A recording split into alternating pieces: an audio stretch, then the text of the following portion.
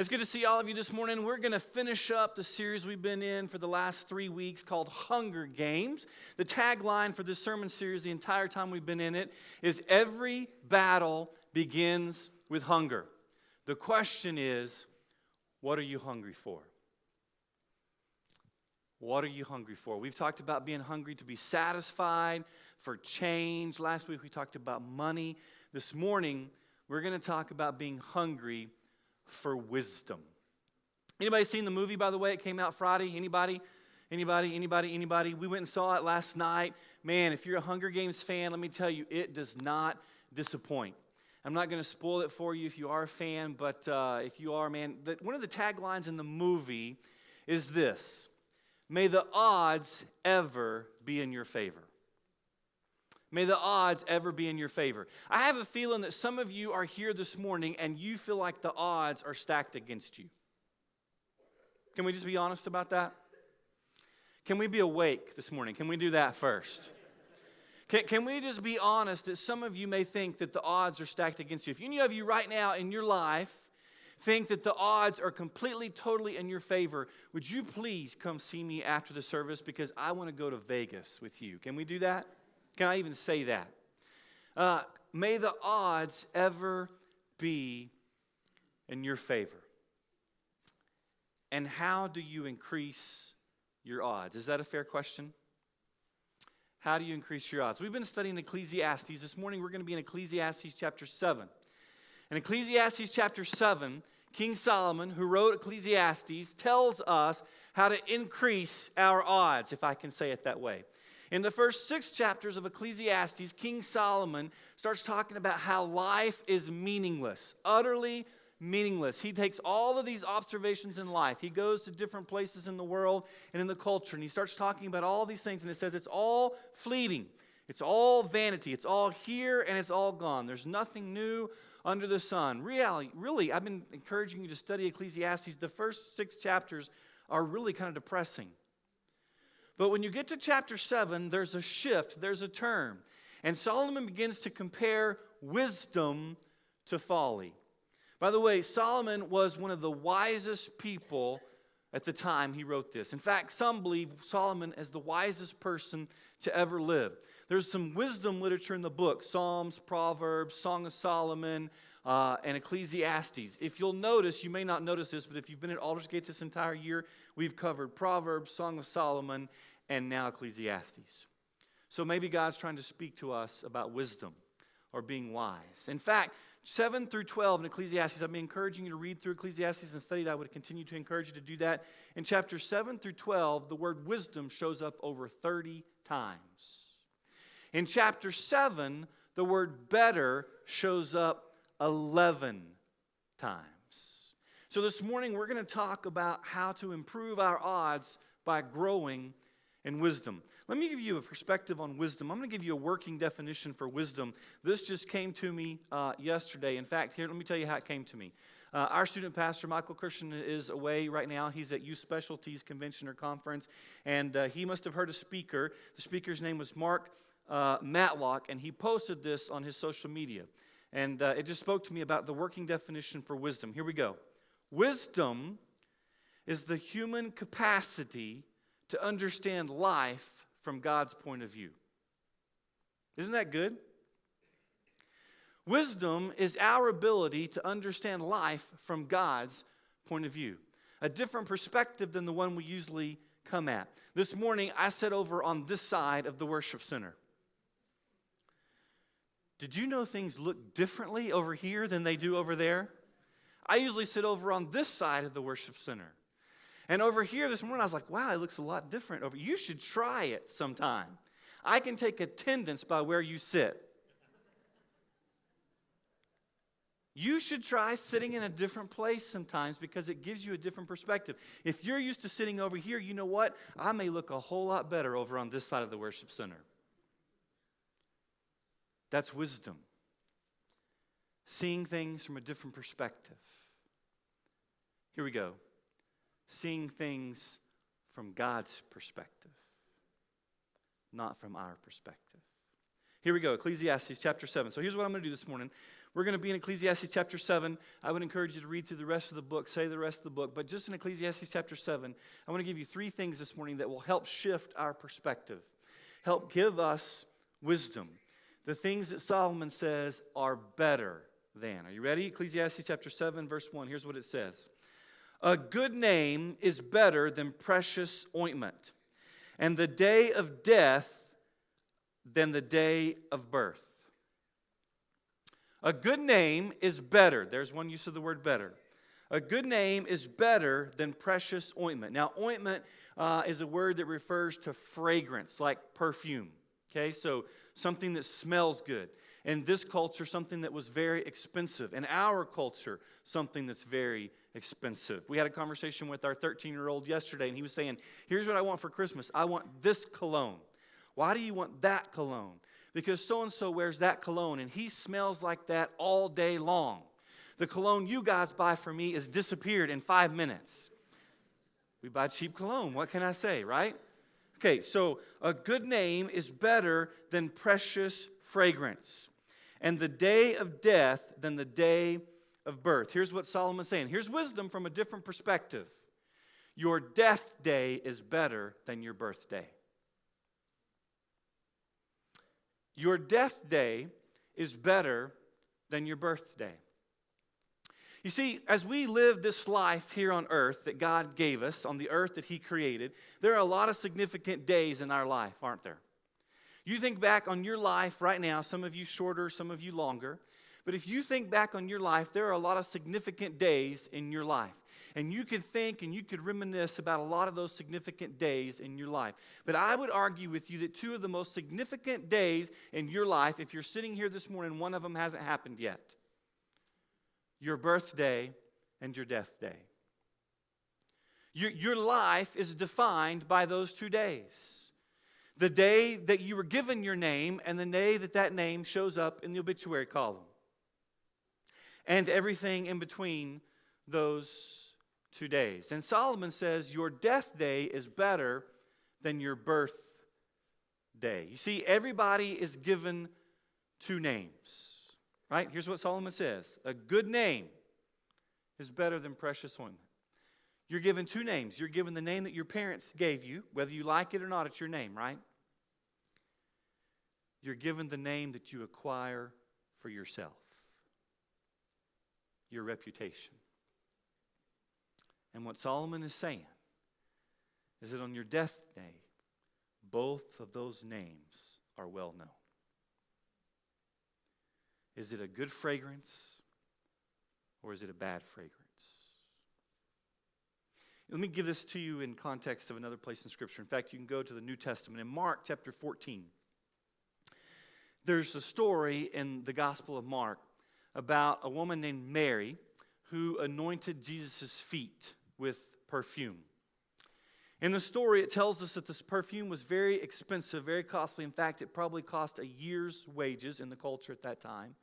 And it was very fragrant. The fragrance filled the whole house. And Mary took this very expensive perfume.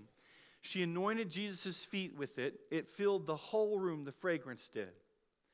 And Jesus says that what she's done, she will be honored for in Mark chapter 14. Now, there's another character in the story. His name is Judas. You know Judas, right? Judas was one of the disciples, the one who betrayed Jesus. And Judas got really upset when Mary anointed Jesus' feet because that perfume was expensive. And Judas says, hey, we could have taken that perfume. If she wanted to give it, we could have taken it and we could have sold it and we could have given the money to the poor. Now, in Mark chapter 14, we find out that Judas didn't really want to give the money to the poor. He wanted to keep the money for himself. He was in charge of the offering for the disciples. And he wanted to keep the money for himself. Now, here's where I'm going with this. Do you know what Judas's name means? When Judas was born, his parents named him Judas. Do you know what his name means? It means praise. Now, you tell me, on the day of Judas's death, is that what his name meant? Not long after that story in Mark chapter 14, Judas betrays Jesus. His betrayal led him to commit suicide. Judas is not known as praise. Judas is known as greed and is known as betrayer. But Mary, Jesus says in Mark chapter 14, let what she's done be honored. Every time they talk about me and this story, let her name be honored. And you know what? It is. It's in the Gospels.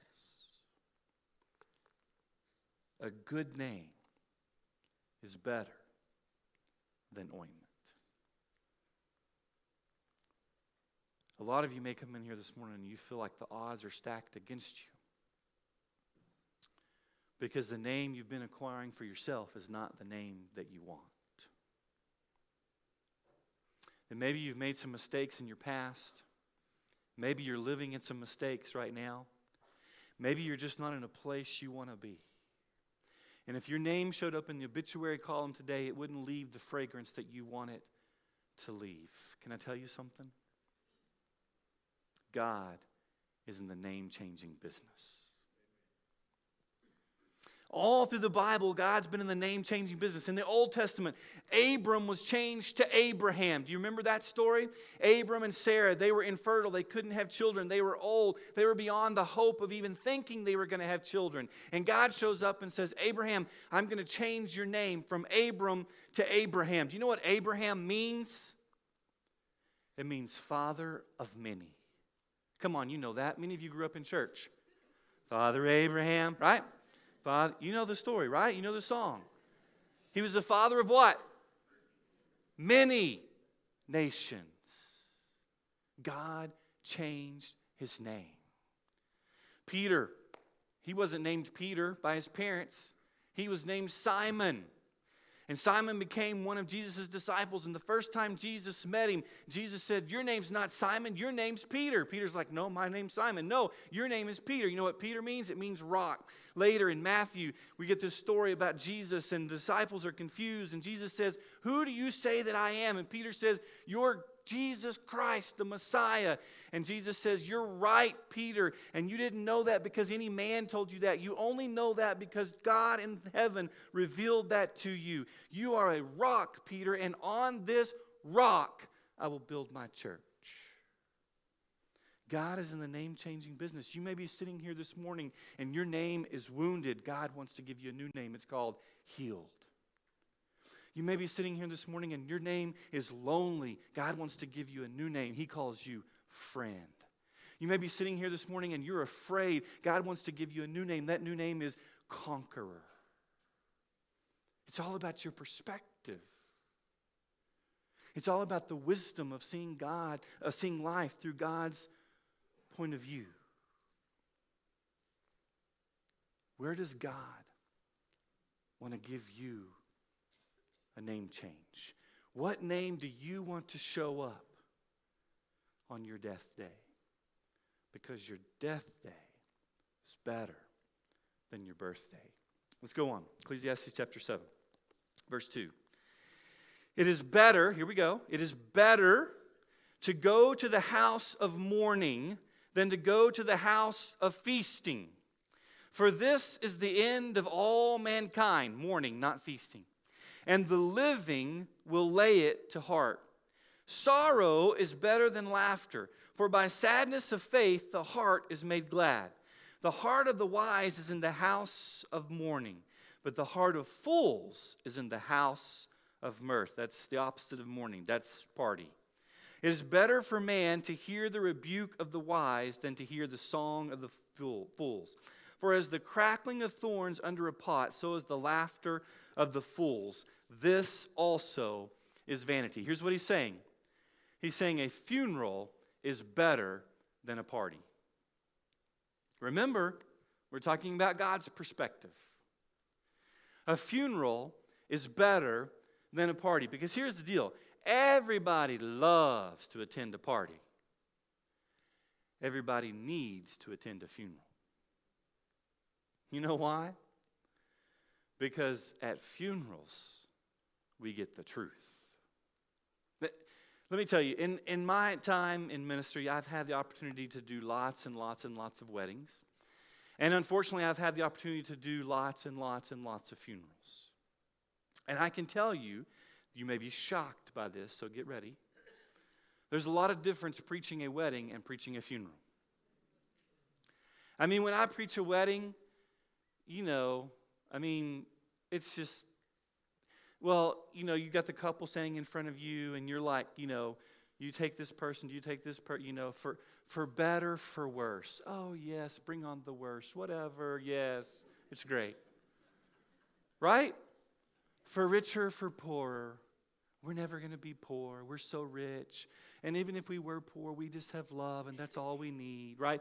I mean, they could be the poorest people I've ever married, but on their wedding day, they're rich. In sickness and in health, till death do us part. Let me tell you something.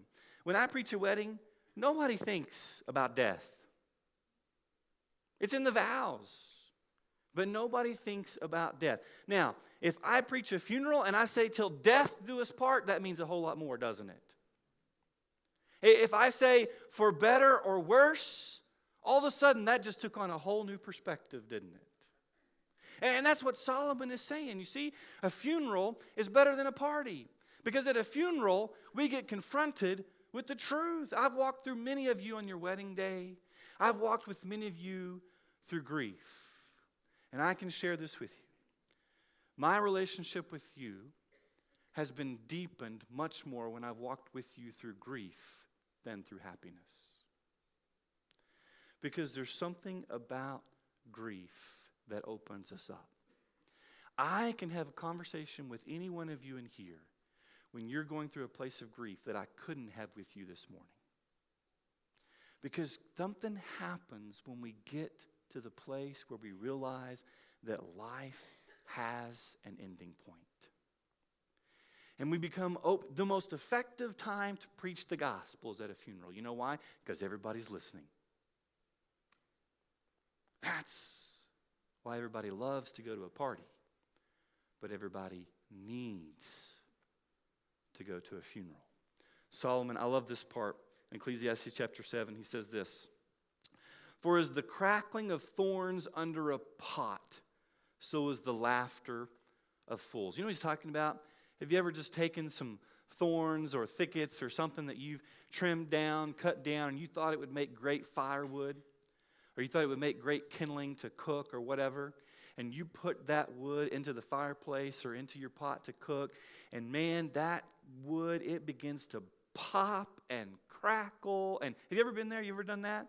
And man, it puts off some kind of fireworks show, but no heat. And it doesn't last very long. Solomon's saying that's what it's like to party. But at a funeral, we get the real heat. We face the real questions of life. We look at life from God's perspective. Here's what he's saying. We look at it with the ending in mind. And man, that changes the perspective of everything, doesn't it? A funeral is better than a party. Keep going, but skip down to verse 10. Say not, why were the former days better than these? Let me translate that to you into 21st century English. Oh, can we go back to the good old days? You've been around church a while, you've heard that, right? Can we just go back to when it was this way? Can we just go back? Listen to what Solomon says. For it is not from wisdom that you ask this. Here's what Solomon's saying. The good old days weren't that good. And here's what he's saying. Your present is better than your past. From God's perspective, when he's giving us wisdom, he's saying your present is better than the past. Here's why. Because memory has a way of making the past a lot different than it really was. In fact, I think I'd say it this way. Memory has a way of helping us forget the past. Let me say that again. Memory has a way of helping us forget the past. Here's the perfect illustration for this.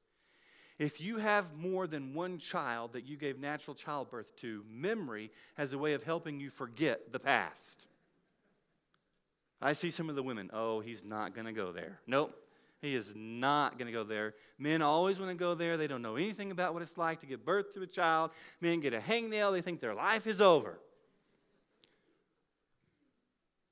Have you been in the delivery room while a woman's giving birth?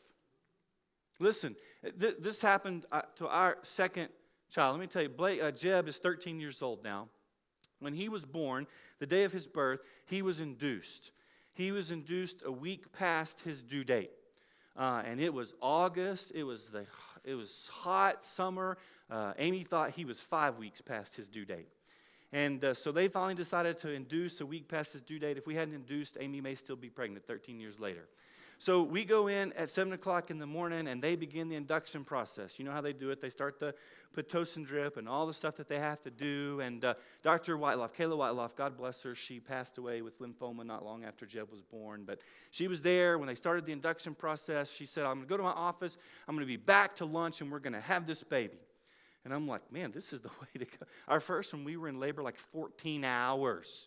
I'm like, man, this is the way to go. This is great. So, come back at lunch and let's have this baby. So we're in the delivery room, and I can tell that Amy's starting to, she's getting contractions, and they're starting to get painful. I can tell by the look on her face and how, I just know she's in pain. But when you're having a baby, they hook you up to all these monitors and all this kind of stuff so they can, monitor everything and make sure everything's progressing correctly. And so one of the things she was hooked up to was this contraction monitor. They had these pads on her so they can tell, how intense and how fierce her contractions are and all this. And where Amy's positioned in the bed, she can't see the monitor, but I can get around to where I can see it. And she starts to have a contraction, and this monitor, nothing. It just goes up a little bit and nothing, and she's grimacing and she's grabbing the side of the bed. And here's the catch on this for you women. She hadn't had her epidural yet, because they said, well, when you get to a certain level, when the intensity of your contractions get to this place, we'll send the anesthesiologist in to give you an epidural. So we kept looking for this level. I'm looking for this level. She's having contractions. No level, nothing.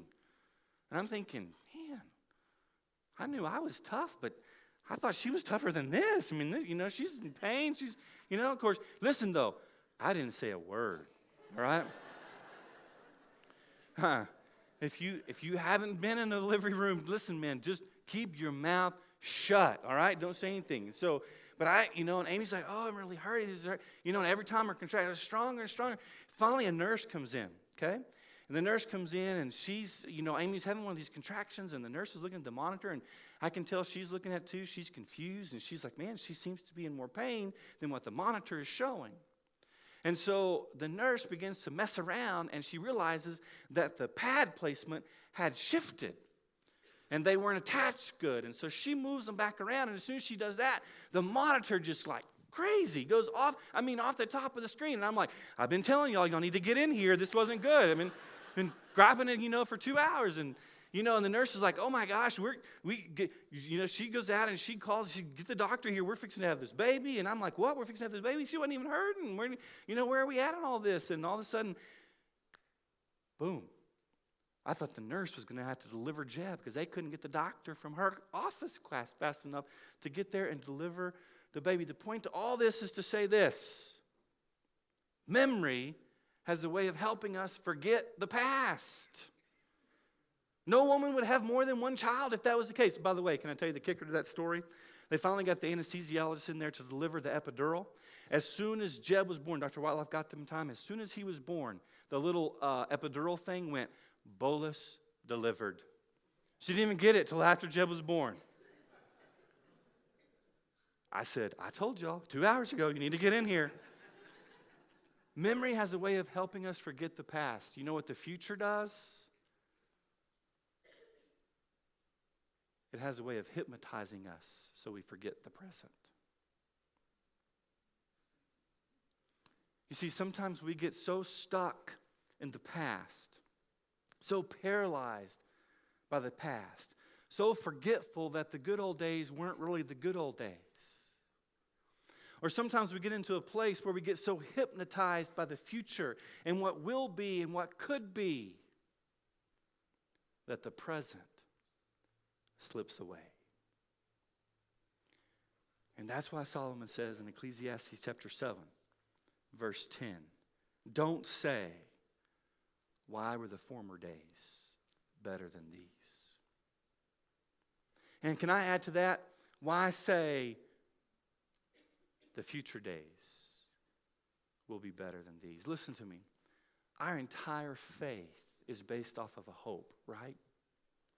Our entire faith is based off of a hope in Jesus. The most misquoted verse in all of Scripture, Jeremiah 29:11. Here's how you know it. Well, God will give us a hope and a future.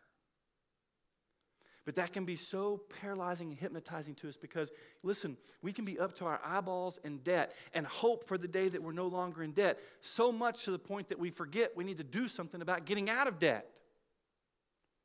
We can be in a place where our marriage is so bad and we long for the days when our marriage will be so good that we don't realize we need to do something to make our marriage better.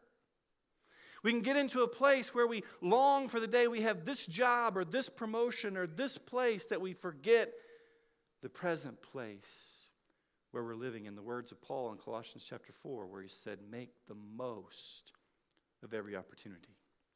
Or the words of Jesus in Matthew chapter 6, where he said, don't worry about tomorrow, but seek first the kingdom. I want to read a poem to you this morning. I don't usually do this, but I thought it was so fitting for this morning. Many of you are probably familiar with this. It's a poem written by Linda Ellis in 1996 called The Dash. I read of a man who stood to speak at the funeral of a friend. He referred to the dates on the tombstone from the beginning to the end. He noted that first came the date of birth and spoke the following date with tears. But he said what mattered most of all was the dash between those years.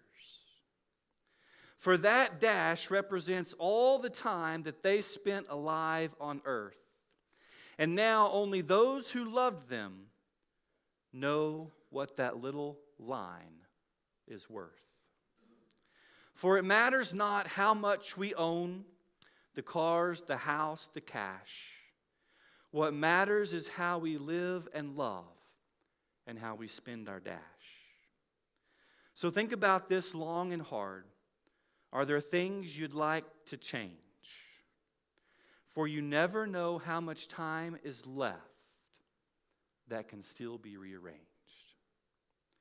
If we could just slow down enough to consider what's true and real and always try to understand the way other people feel and be less quick to anger and show appreciation more and love the people in our lives like we've never loved before. If we treat each other with respect and more often wear a smile, remembering that this special dash might only last a little while. So when your eulogy is being read with your life's actions to rehash, would you be proud of the things they say about how you spend your dash?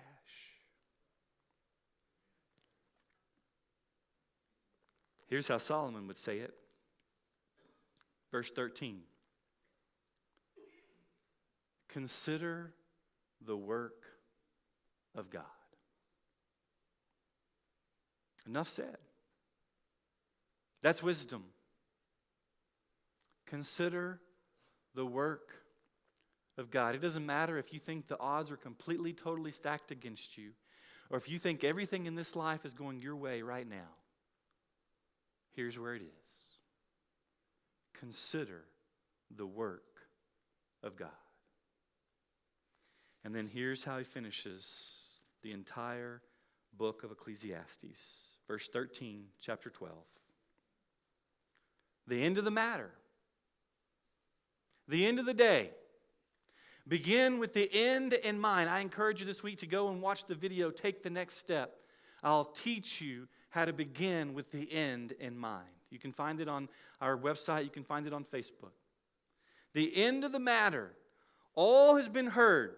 Everything's been said. Everything's been done. Fear God and keep His commandments. For this is the whole duty of man. On the day when your dash is talked about, will they be able to say of you, this was a man, but this was a woman who feared God and kept His commandments? Solomon says, that's the end of the matter. God, would you help us see that as the end of the matter?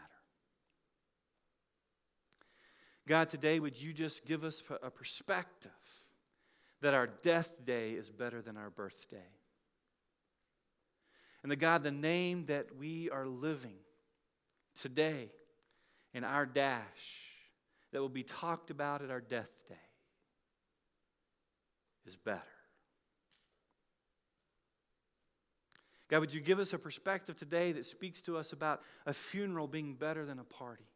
And God, would you allow ourselves to open up to you, to hear the things that we need to hear from you, even if they're not pleasurable, even if they're not something we need to hear.